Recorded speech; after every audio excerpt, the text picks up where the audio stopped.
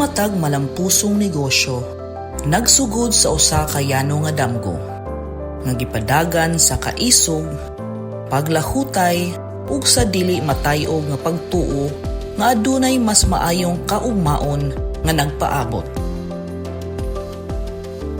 Sa kalibutan sa micro, small, and medium enterprises or MSMEs, ang kalampusan dili kanunay masukod pinaagi lamang sa ginansya, kundili pinaagi sa mga kinabuhi nga nausab, mga komunidad nga napauswag ug sa mga hagit nga nabuntog sa ilang pananaw.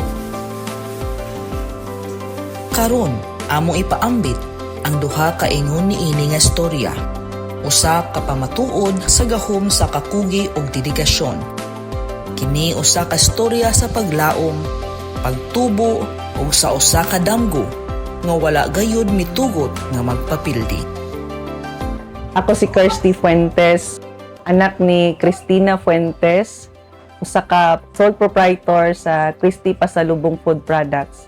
Ang among company na located sa Purok 4 Doña Consuelo, Osamis City, Misamis Occidental.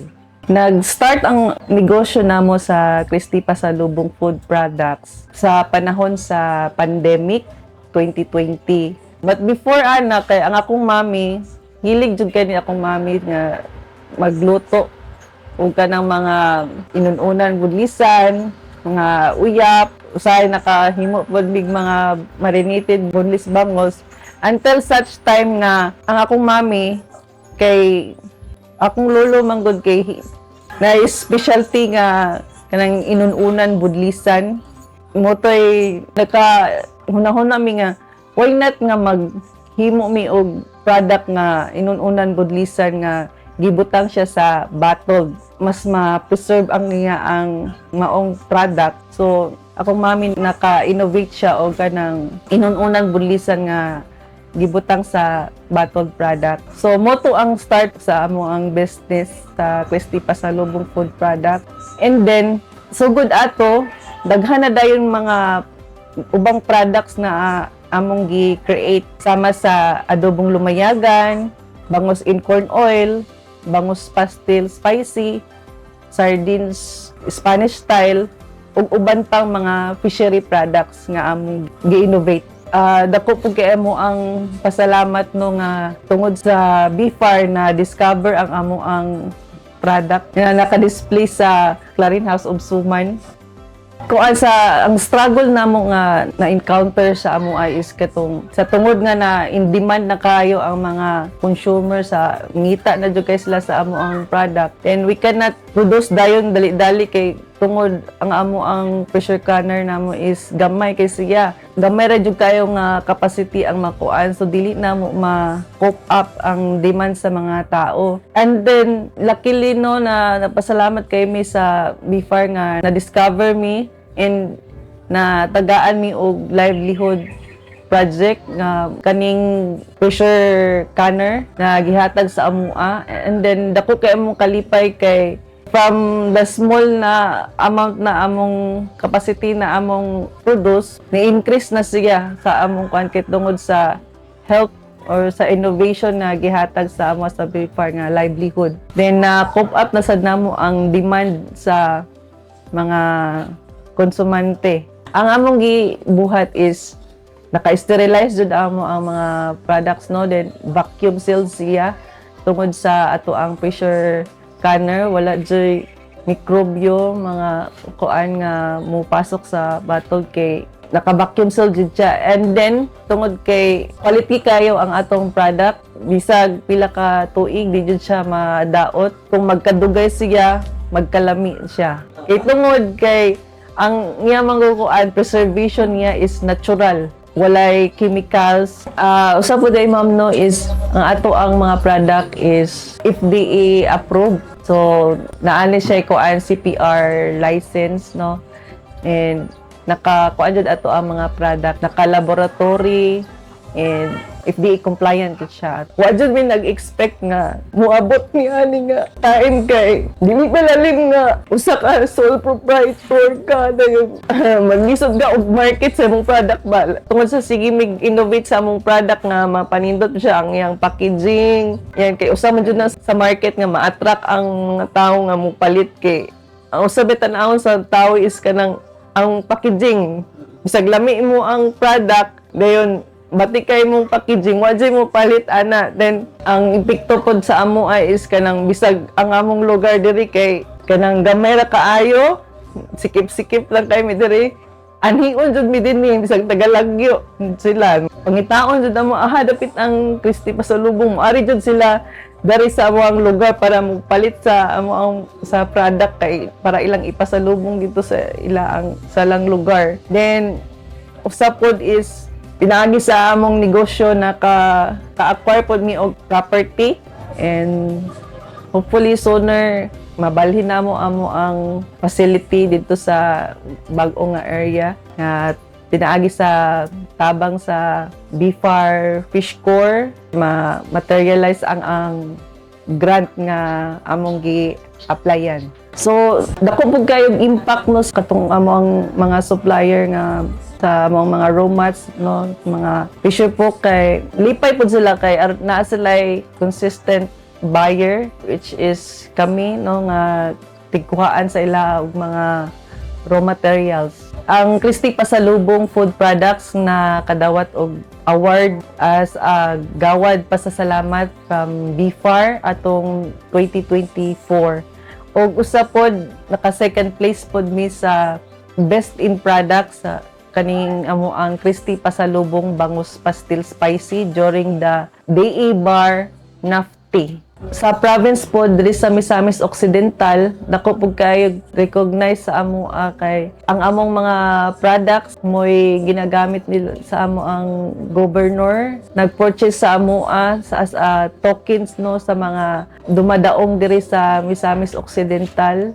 Ang among mga product na display sa Ria Thrifty Mart, sa Bryant Milling and Marketing, naapod diri sa Clarin House of Suman, then nasa J-Mart Supermarket sa Jimenez o kaning sa Jimenez Pasalubong Center. O naapod tay online which is Shopee. Ang pangalan sa Shopee store namo is Christy Pasalubong Food Product. Importante kayo ang post-harvest processing no kay diri man gud makuan ang preservation sa product na mo last long pa jud ato ang product even pila ka years moabot.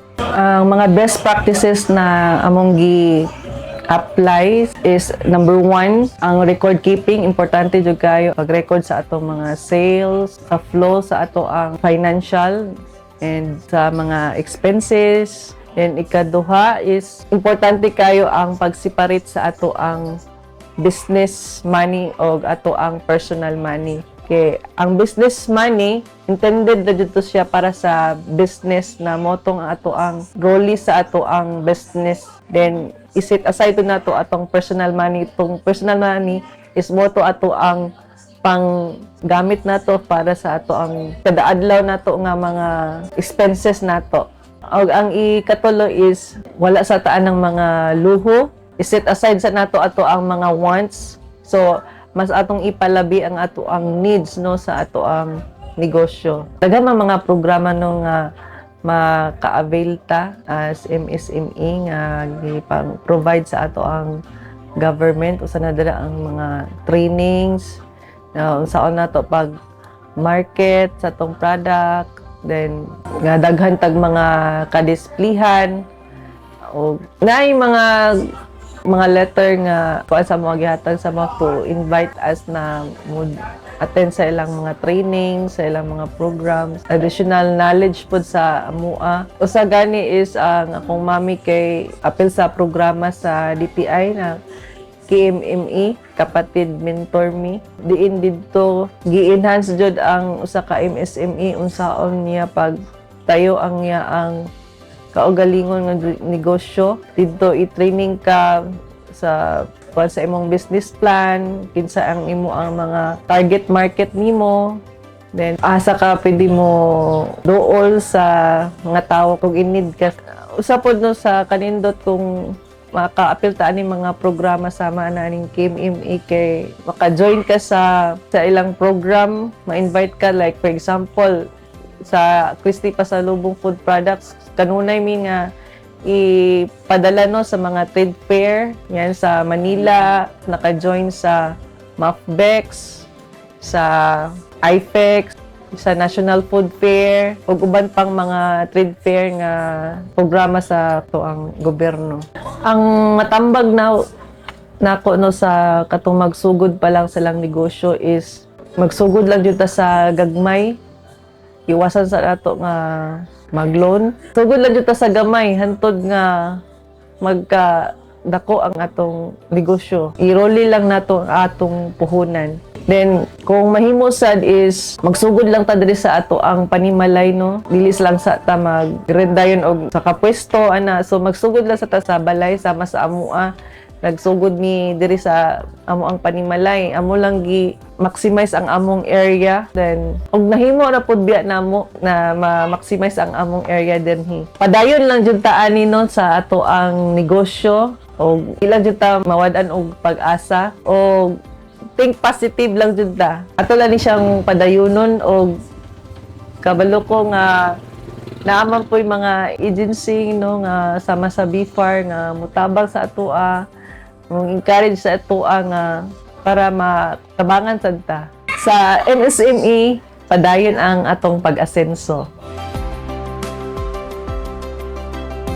Ako dahil si Lilian Antigua from Agusan, Cagayan de Oro City. Ako ang manager sa Fisher Folks of Agusan Aquatic Agriculture Cooperative kun FAACO. Kami sa among organisasyon, ga-involve kami og mga fishery products nga among gi-value adding. Tungod kay naaman sa amo ang raw materials, labi na gyud sa alamang. So mo to nga nakauna-una mi nga mag-value adding ni ani, gibutang na mo sa mga bottles aron nga mabutangan na mo og mga labels, nag-undergo kami og mga trainings and seminars sa nagkadaiya nga mga ahensya sa gobyerno.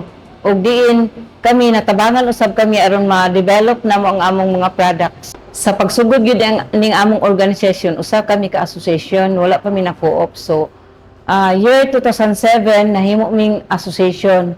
So na-register mi sa Department of Labor and Employment. So adto nga time kan natagaan nami og project sa government. Unang-unang nga nahatag sa amo is katong mga training sa Agriculture Office, and din natagaan mi og project gikan sa Department of Agriculture katong Barangay Food Terminal. So amo tong giran, amo tong gipaningkamutan nga molambo, but wala pa man gid mi kahanas kung unsaon namo. So wala gid siya, murag nawala siya ang project but ang building is naara. So mo to siya nga among gipaningkamutan nga magpadayon siya, mo to natagaan na sad mi sa Department of Agriculture ug kani siyang kadiwa enhancement. So mo na siya karon nga nagpadayon kami sa among mga proyekto, labi na gyud sa kanang mga post-harvest pod nga mga equipment nga gihatag pod sa BFAR sa amoa nga nagpadayon ang among pagnegosyo karon about aning among sa mga fishery products namo. Sa pagsugod gyud namo sa among organisasyon, daghan gyud kay mig challenges, labi na gyud sa unang-una sa wala pa mi mga buyer anang among mga alamang, among mga produkto. So daghan gyud ang panahon nga mga baho siya, daot gyud siya. So niabot ang panahon nga natabangan mi sa government nga naanay mga market linkages. So mao to nga mahalin na gid siya, mapahimuslan na gid namo ang mga produkto nga abot sa among mga mananagat. Muna nga sa panahon dayon nga kanang minus pud siya og abot, amo pong gipaningkamutan nga ang katong mga produkto nga na-stock pud namo amo gid kinang gaiproseso.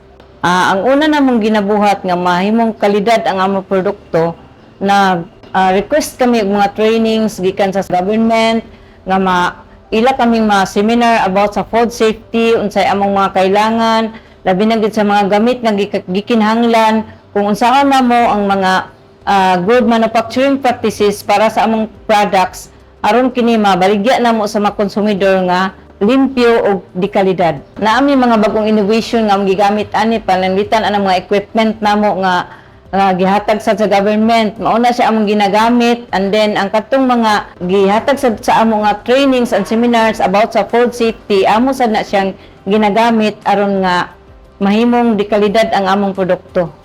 Gisiguro na mo ang kalimpyo sa among produkto pinaagi sa among processing area nga kinahanglan limpyo siya, sakto gyud ang supply sa among tubig aron nga matag buhat na mo sa among produkto limpyo gyud siya kay tubig man gyud ang gikinahanglan. Sa pagkakaron tungod sa daghan na gyud kaayo ang mga opportunity nga nahatag sa amo sa government, nahimo na gyud siya nga murag medyo arang-arang na gyud ang kahimtang sa akong mga mananagat, sa akong mga membro. Kaya tungod niini ang among mga produkto na may mga market na link naman ni sa government. So, nanagay puruhan nga ang among mga produkto mahalin gud siya.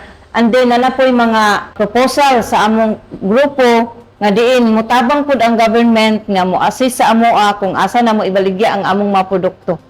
Para sa ako, labi na gud sa akong mga membro, so far karon sa among products, especially gud sa alamang, nakita gid nako nga medyo ni uswag gid ang ilang kahimtang sa ilang kinabuhi kay kung ma-picture out man gud nako ang sa unang panahon ang ilang mga panimuyo, ang ilang mga balay is more on kuan gid ang ilang mga haligi kanang kahoy pa lang, but karon makita gid nako nga puro na gid na nakasimento na tanan ang ilang mga haligi, ang ilang mga anak naka-eskwela gid sila insakto tungod usab sa among mga produkto karon nga kanang especially gid sa alamang nga mo gid nay nakahimo nga mo arang-arang ang ilang panginabuhi.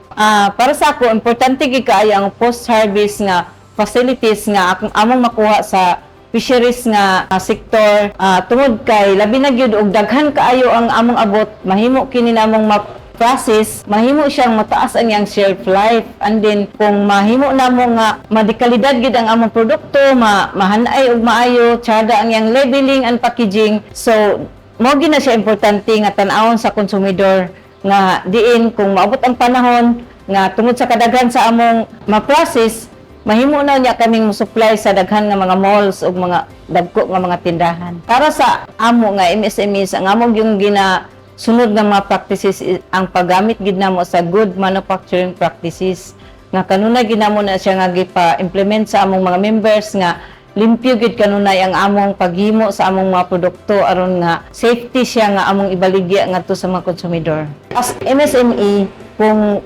maayo man gud kung naa na gyud ka innovation sa imong product, maayo na imong labeling and packaging, makita man gud na sa atong mga customers, makita nila nga kanang limpyo gid ang atong product na ana ang mga permits kompleto na siya, naka-FDA na ta, kana napasabot gid na nga limpyo ug dekalidad na gid ang atong produkto. Katong mga MSME nga wala pa nakasukad, ang akong ma-advise sa ila is mo-avail sa sila ng mga training, seminars, labi na gid sa DTI, mo undergo sa sila og kanang mga trainings, example sa kanang Mentor Me program. Kay diha nimo makita kung unsaan nimo pagdala imong negosyo, unsay mga innovations, unsay inyong pangbuhaton kung mobagsak imong negosyo na ay mga alternative nga mga intervention nga imong matulayan.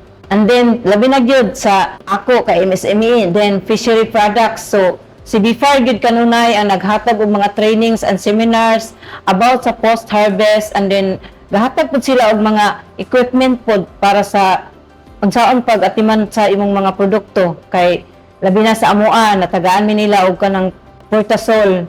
So dito sa portasol tsada na kay ang pagbulad namo sa among mga alamang kay naman pod may mga dried, and then ami freezer, and then gitagaan pod mi og mga pressure cooker kay magamit mo pod namo siya sa among mga sardines, and then ang sa tanan namo nga mga produkto kay tsada siya kung human siya ka i-pressure gid siya gamay. Para gid sa ako kay nagsugod naman gid mi aning among mga value adding products, na naman gid mi processing area. Ang kulang lang ani is napa man gid kulang kay ang amo man gid plano is maka-FDA gid ni. So mo nang gipaningkamutan namo karon nga mahanay ning among processing area kay dili man gid siya ingon nga dako gid ka ang gikinahanglan nga para ma-approve sa FDA. Ang gikinahanglan lang ni FDA is mahanay siya sa kanang proseso nga ma-certify nila. So muna ang magapaningkamutan, magpatabang mi sa city government, sa B14 nga kanang matabangan ni ani nga mahanay gid ning among processing area. So far sa amo una na gid nako mahatag nga produkto namo is ang sweet and spicy alamang. Ning among sweet and spicy alamang kay fresh gyud ang among ginabuhat. unlike sa uban is ako na siyang nakuanan, so diferensya gid kaayo. So far sa among kanang sweet and spicy alamang, best seller gid namo siya.